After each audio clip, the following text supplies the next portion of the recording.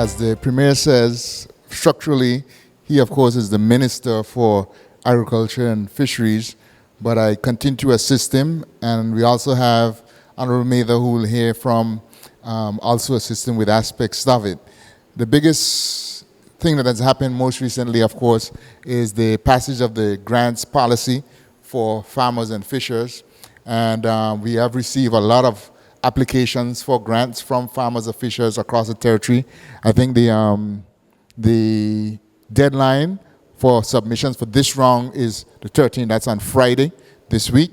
But we have received quite a bit, and the Minister of Finance too has committed. Sometimes as far as funding for various things, there are, as the Financial Secretary is here, certain ratios that must be adhered to in terms of the budgeting process, but the Minister has committed that certainly as soon as the opportunity avails itself, that there will be more funding there for grants for farmers and fishers.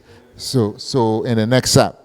So you do want to keep yourselves aware of what's happening with that respect. So even if you applied and you did not get on this round, those applications will still be considered. Those applications will still be considered. And as the grant policy also has, there is opportunity once the funding is available for even a second round of funding if others are dealt with in time. A couple of projects that had been on the docket for quite some time are moving swiftly through the RDA process, that is to say the reservoir in Paraquita Bay and the agriculture complex. The complex is being developed, of course, in more than one phase. The first phase is really the renewed abattoir, a redesigned and purpose-built abattoir, and then we will also have a food processing center as well as the second phase of that activity. So we're expecting both of those projects at least to break ground in the latter part of this year.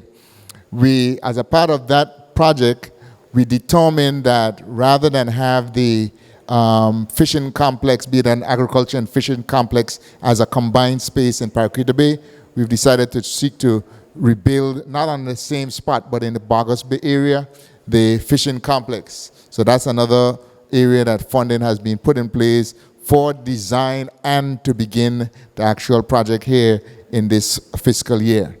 We're also looking at some other sites on Virgin Gorda, and thanks for the suggestion from Diego that we were looking at other options in East End, but that is something that certainly can be looked at given its proximity to the sea and the challenges that we've had with some of the sites that we had identified previously.